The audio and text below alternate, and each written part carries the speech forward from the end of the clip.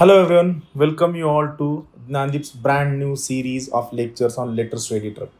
या सिरीजमध्ये बेसिकली आपण द हिंदू न्यूजपेपरमध्ये जो लेटर्स टू एडिटर सेक्शन आहे त्याचा यूज करणार to improve our answer writing. तर बेसिकली रिसेंटमध्ये ज्या इलेक्शन्स झाले त्या इलेक्शन्सच्या बद्दल आपल्याला काही आन्सर रायटिंगमध्ये करायचं नाही आहे. कुणाची पॉलिटिकल आयडिओलॉजी काय असू शकते याबद्दल खूप मतमतांतर असू शकतात. मात्र या ठिकाणी जे लँग्वेज यूज केली गेलेली आहे, how we can use this language in our answer writing हे महत्त्वाचं आहे. कोणत्याही प्रकारची political language should not be part of your answer writing. तर बेसिकली तमिळनाडूच्या रिझल्टमध्ये आहे the much awaited result word आहे. इथं बघा, the election result have been astounding. आता नॉर्मली आपण अस्टाउंडिंग यासारखे हेवी वर्ड्स यूज करत नाही. Tamil Nadu has delivered a stunning verdict, गरज नाही आहे. डिफाईंग मोस्ट एक्झिट पोल्स, हा जो डिफाईंग वर्ड आहे हा मात्र तुमच्या आन्सरचा पार्ट असू शकतो की डिफाईंग वर्ड यूज केला गेलेला आहे. त्यानंतर ॲक्टर पॉलिटिशियन सी जोसेफ, जो काय जिंकला ते महत्त्वाचं नाही आहे. आता महत्त्वाची गोष्ट काय की टी विजयची जी पॉलिटिकल पार्टी आहे त्या पॉलिटिकल पार्टीने जिंकल्यानंतर त्यांच्याकडनं काय एक्सपेक्टेशन्स आहेत याबद्दल मात्र क्वेश्चन होऊ शकतो. सो इथं लक्षात घ्या, Tamilaga Vettri Kazhagam to a remarkable victory, त्यांना विक्ट्री मिळालेली आहे. Marking a significant shift in state's political landscape. आता हा जो वर्ड आहे पॉलिटिकल लँडस्केप हा महत्त्वाचा आहे. This electoral outcome election result, आपण नॉर्मली आन्सर रायटिंग करताना इलेक्शन रिझल्ट लिहितो, त्याच्यावर you should use a word electoral outcome.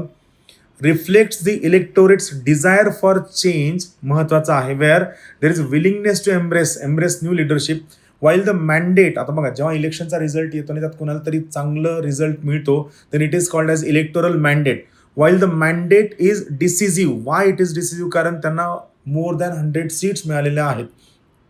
While the mandate is decisive it also brings high expectation.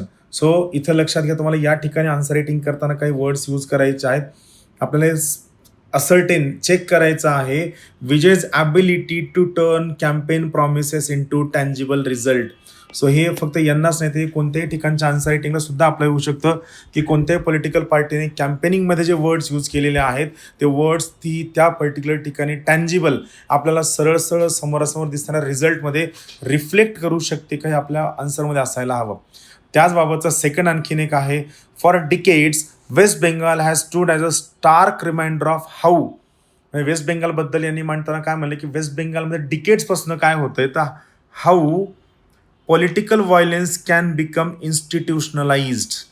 म्हणजे निवडणुकांच्या वेळेस प्रत्येक पॉलिटिकल पार्टी स्वतःला रिझल्ट मिळण्यासाठी, पॉवरमध्ये येण्यासाठी ज्या इन्स्टिट्यूशन्स त्यांचा यूज करून व्हायलेन्स वापरते, then it is known as इन्स्टिट्यूशनलायझेशन of violence. बघा, सिम्पल कॉन्सेप्ट आहे. इन्स्टिट्यूशनलायझेशन ऑफ व्हायलेन्स म्हणजे काय, तर आपण व्हायलेन्सला कधीतरी स्पोरेटिकली स्पॉन्टेनियसली आपल्या गरजेनुसार न वापरता प्रत्येक ठिकाणी प्रत्येक वेळी आपला हेतू साध्य करण्यासाठी आपण सिस्टमिकली व्हायलेन्स यूज करतो. It is known as इन्स्टिट्यूशनलायझेशन of violence. West बेंगालमध्ये हा वर्ड महत्त्वाचा आहे.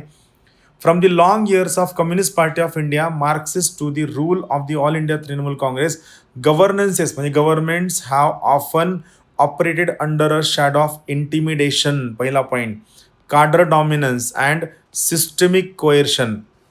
आता इंटिमिडेशनचा सिम्पल मिनिंग काय की तुम्ही भीतीचा यूज करता. कार्डर डॉमिनन्स म्हणजे काय, त्या पर्टिक्युलर पॉलिटिकल पार्टी जी पॉवरमध्ये आहे त्या पॉलिटिकल पार्टीचे जे मेंबर्स आहेत, जे त्या पॉलिटिकल पार्टीची आयडिओलॉजी फॉलो करतात, त्यांना शक्यतोवर अभय मिळतं, त्यांच्यावरती पोलीस ॲक्शन्स होत नाहीत, त्यांच्यावरती खूप कारवाई होत नाही. सो मग ते डॉमिनंट वागायला सुरू करतात, जे आपण ऑलमोस्ट सगळ्या स्टेटमध्ये बघतो की ज्या पॉलिटिकल पार्टीचं खूप मोठ्या प्रमाणामध्ये पॉवर आहे ती स्वतःच्या कार्यकर्त्यांना हात लावत नाही. आणि तिसरं आहे सिस्टमिक कोएर्शन. सिस्टमिक कोएर्शन म्हणजे काय की जी पॉलिटिकल पार्टी पॉवरमध्ये आहे ती पॉलिटिकल सिस्टीमला, ॲडमिनिस्ट्रेटिव्ह सिस्टीमला, गव्हर्नमेंट ऑफिसेसला स्वतःचा हेतू साध्य करण्यासाठी वापरते, is known as systemic कोएर्शन.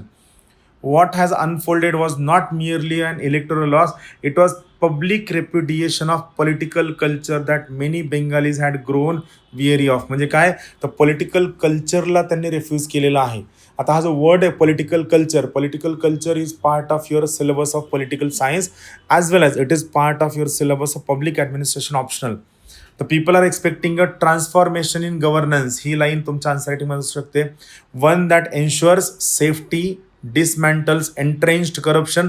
Entrenched करप्शनचा अर्थ काय होतो की असं करप्शन जे सिस्टीममध्ये एवढा डीप रूटेड आहे की त्या करप्शनला रिमूव्ह करणं म्हणजे सगळ्या सिस्टीमला संपवणं आहे. सो टेक्निकली या ठिकाणी हे लक्षात घ्या की आपण जे नॉर्मली आन्सर रायटिंग करताना लँग्वेज यूज करतो की deep rooted corruption, heavy corruption, large corruption, long term corruption, तसं न यूज करता एंट्रेंच्ड करप्शन म्हणजे काय की जे करप्शन खूप डीप रूटेड आहे is known as entrenched corruption हा वर्ड यूज करू शकतो. आणि restores faith in the public institution हे दोनच महत्त्वाचे होते. पुढचं सेम आहे, आपण त्यामध्ये नको जायला. अगेन लक्षात घ्या, या टाईपच्या आन्सर रायटिंगवर तुम्हाला काम करायचं आहे, वर्ड्सवर काम करायचं आहे. This is very very important and keep watching this series of letters to editor.